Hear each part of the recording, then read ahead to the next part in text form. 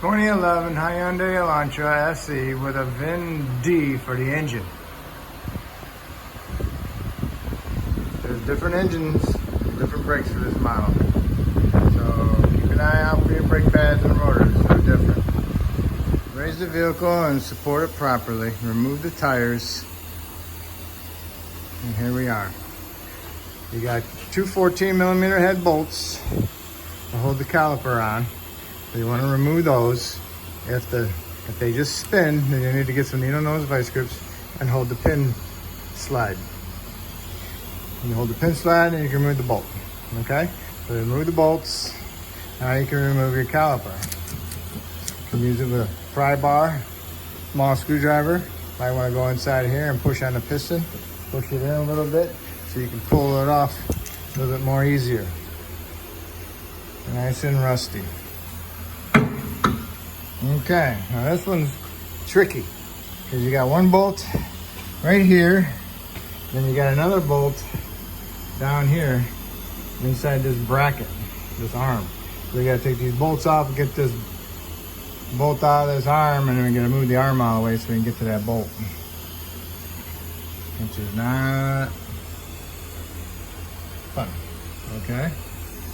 So that nut is a 17mm. And then the bolt on the back is a 17 head.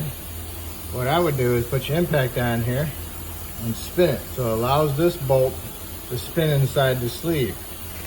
Spin it a little bit with your impact if you're using an impact. Okay? Now we know it's not stuck into the sleeve. We can remove the nut and pull the bolt out. Now we got the nut off the bolt, and the bolt is loose. Now we can tap on it. We can look at it and see if it's going to hit anything. Got plenty of clearance. So now we're going to have to get a punch and punch it the rest of the way through. Okay, I got the bolt out. I used the punch. There's my punch. Now the arm is kind of like floating in there, so now I'll just tap it down and with a hammer and get it out of my way. Okay, got a long pry bar in there. I got it wedged up against the back of the body, just so it stays in there, just to keep it out of the way so I can get to my bolt that is inside of there. I don't know if I can even see it. It's inside there.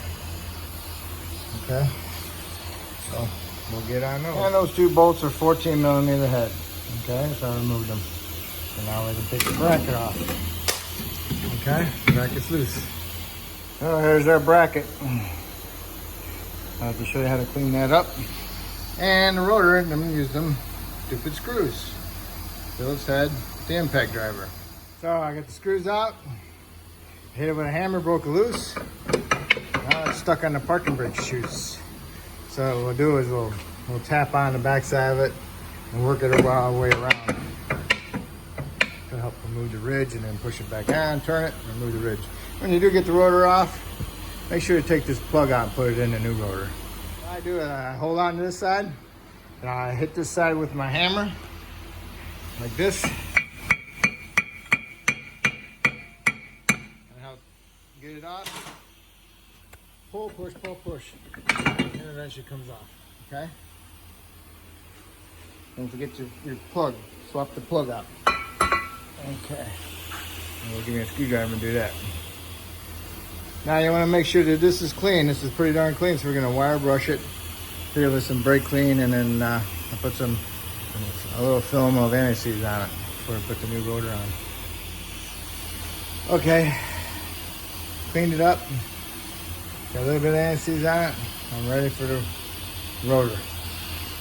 Okay, I got the pads out. I had to hit them out with a hammer. Take the abundant clips out. Now you gotta clean the surface where the abundant clip was. I'll use my angled die grinder with the Rolo disc on it. Okay. There it is, cleaned up. I'm not actually removing a lot of metal. I'm just trying to scratch the surface. I'm gonna paint those, and I'll put some Seal Glide on my slide pins. or dilated grease, or you can use the grease that comes with the pads. Okay, slide pins, they gotta be able to move freely.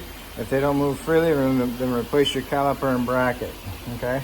You take them out and you put some Seal Glide on here, rub it all over it, and as you push it in, you want to turn it. There's fuzzy grease around inside there. And always make sure you get a little bit of grease around the top so it gets that seal pretty good too.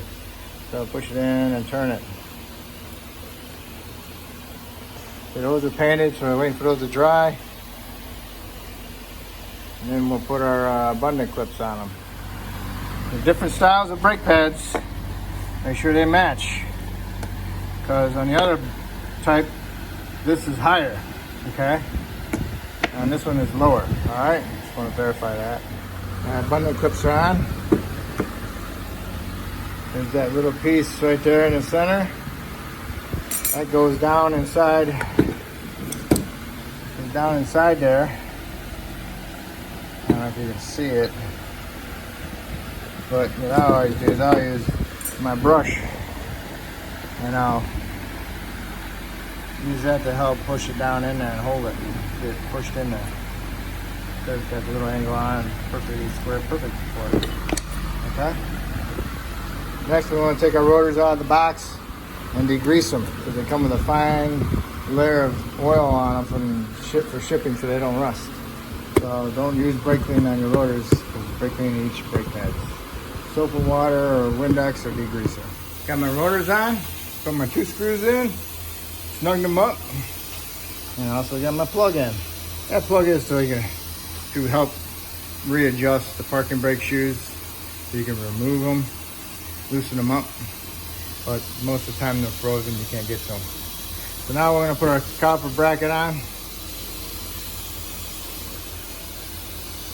I always put a little film anti-seize on my shoulders. Have it.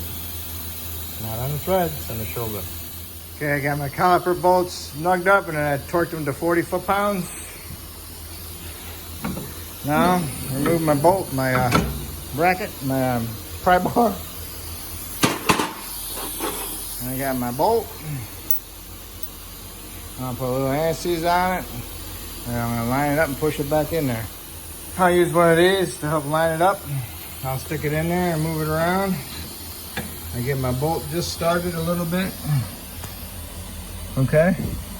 Now I'll put some anti-seize on it. I don't want to put it on before because it's going to be all over my hand. Okay. It's tightened up. Make sure you hold the other end with the wrench so you can tighten it up. Now we'll put the brake pads on and then we'll put the caliper on. So now we need to push the piston in on the caliper. And I'll use big channel locks for that. Here's the inner brake pad. Got the squeak clip. Usually put them on the inside.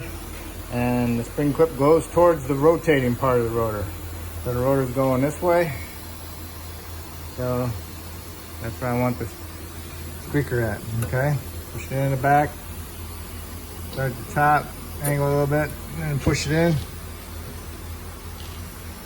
Okay? Same thing with the outer one. Put it in there. See how you're gonna push up against that metal piece right here. Got an angle on it. Push it in there like that. Now you can put your caliper on. Make sure your pins are pushed in so your caliper goes on properly. Like that.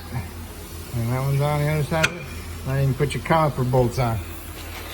Put those on and torque those to 18 foot-pounds. Okay, my caliper bolts are tight. Looks good. My line is not twisted. If your line is twisted, then you need to turn your caliper. Take it back off. All right, now I'm ready for my tire. And torque my lug nuts. Like 80 foot-pounds. Whatever the factory says, do that. I'm just shooting you numbers, ideas, okay? All right, that's it. The other side, exactly the same way. Take your punch, stick it through there's a slot right there, goes through there, and use that to hit your bolt in with your hammer, okay? And there it is. Now Put my nut on and I'll tighten her up.